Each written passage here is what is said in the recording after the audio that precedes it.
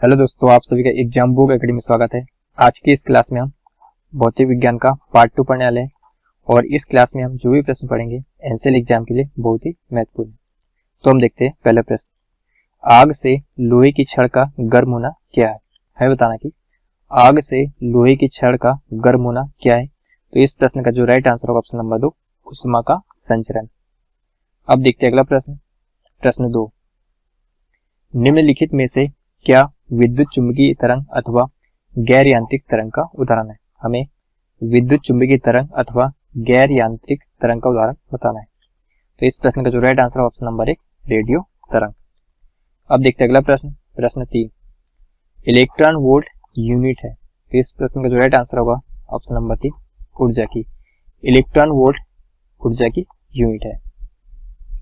अब देखते हैं अगला प्रश्न, प्रश्न 4, चमगादड़ अंधेरे में किसकी मदद से उड़ने में सक्षम होते हैं? चमगादड़ अंधेरे में किसकी मदद से उड़ने में सक्षम होते हैं? तो इस प्रश्न का राइट आंसर होगा ऑप्शन नंबर 2, अल्ट्रासोनिक तरंग। चमगादड़ अंधेरे में अल्ट्रासोनिक तरंग की मदद से उड़ने में सक्षम होते हैं। अब देखते हैं अगला प्रश्न, प्रश्न 5, पृष्ठ तनाव का SI मात्रक क्या है? हमें पृष्ठ तनाव का SI मात्रक बताना है। पृष्ठ तनाव का SI मात्रक न्यूटन प्रति मीटर होता है। तो ऑप्शन नंबर 1 इस प्रश्न का सही उत्तर है।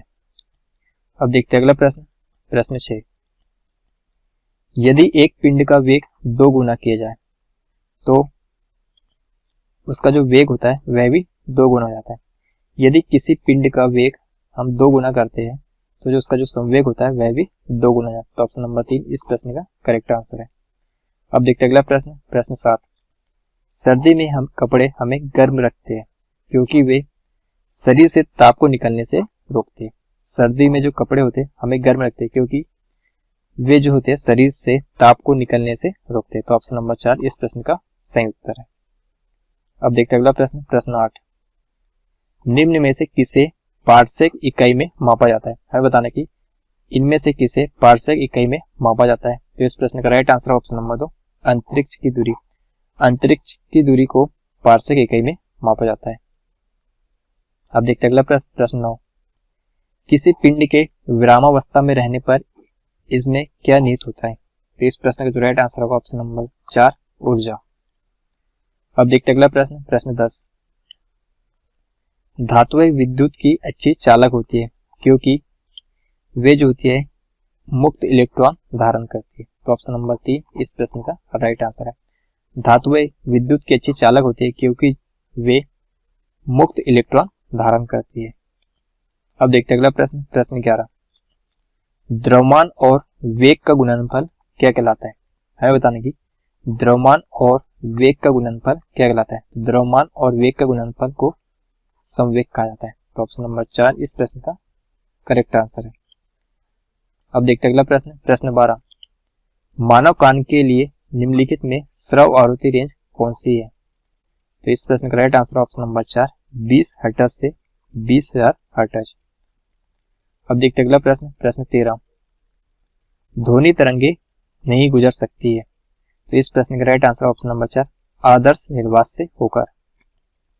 अब देखते हैं अगला प्रश्न, प्रश्न 14, बांध के रुके हुए जल में कौन सी ऊर्जा होती है? तो इस प्रश्न का जो राइट आंसर होगा ऑप्शन नंबर 4, स्थितिज ऊर्जा होती है। बांध के रुके हुए जल में स्थितिज ऊर्जा होती है। तो ऑप्शन नंबर 4 इस प्रश्न का उत्तर है। अब देखते हैं अगला प्रश्न, प्रश्न 15।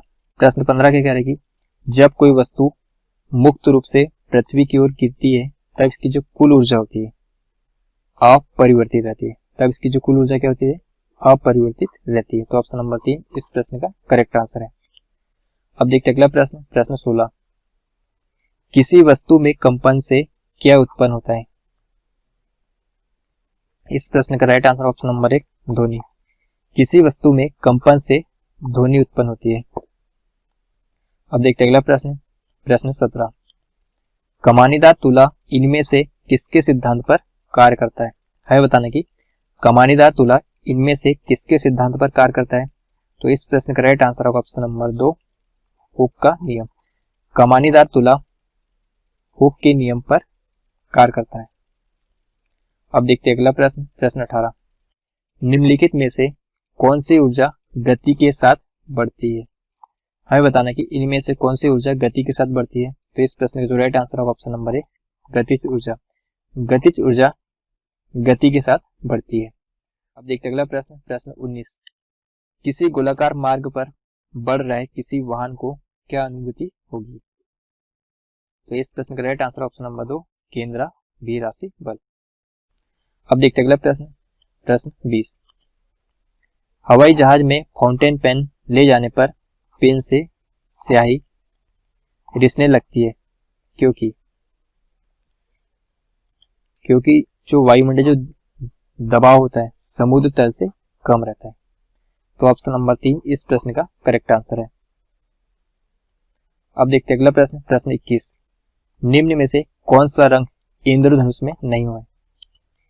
हमें बताना कि इनमें से कौन सा रंग इंद्रधनुष में नहीं होता है। तो इस प्रश्न का जो राइट आंसर होगा काला रंग। जो काला रंग होता है यह इंद्रधनुष में नहीं होता है। तो ऑप्शन नंबर 2 इस प्रश्न का करेक्ट आंसर है। अब देखते हैं अगला प्रश्न, प्रश्न 22। विद्युत प्रवाह की यूनिट है। तो इस प्रश्न का राइट आंसर होगा ऑप्शन नंबर 1, एम्पियर। विद्युत प्रवाह की यूनिट एम्पियर है। अब देखते हैं अगला प्रश्न, प्रश्न 23। जब प्रकाश लेंस में प्रसार होता है तो कौन सा लेंस उसका अभिसरण करता है? हमें बताना कि जब प्रकाश लेंस में प्रसार होता है तो कौन सा लेंस उसका अभिसरण करता है। तो इस प्रश्न का जो राइट आंसर होगा ऑप्शन नंबर 1, अवतल लेंस। अब देखते हैं अगला प्रश्न, प्रश्न 24। बार किसकी इकाई होती है? हमें बताना कि बार किसकी इकाई होती है। तो इस प्रश्न का जो राइट आंसर होगा ऑप्शन नंबर 4, वायुमंडलीय दबाव की। बार वायुमंडलीय दाब की इकाई होती है। तो ऑप्शन नंबर 4 इस प्रश्न का सही उत्तर है। अब देखते हैं अगला प्रश्न, प्रश्न 25। विभवांतर के मापन हेतु प्रयुक्त मापक यंत्र है। तो इस प्रश्न का राइट आंसर होगा ऑप्शन नंबर 2, वोल्ट मीटर। विभवांतर को वोल्ट मीटर में मापा जाता है। विभवांतर को वोल्ट मीटर में मापा जाता है। तो यह था हमारा भौतिक विज्ञान का पार्ट 2। यदि यह क्लास आपको पसंद आई तो इस चैनल को सब्सक्राइब करें।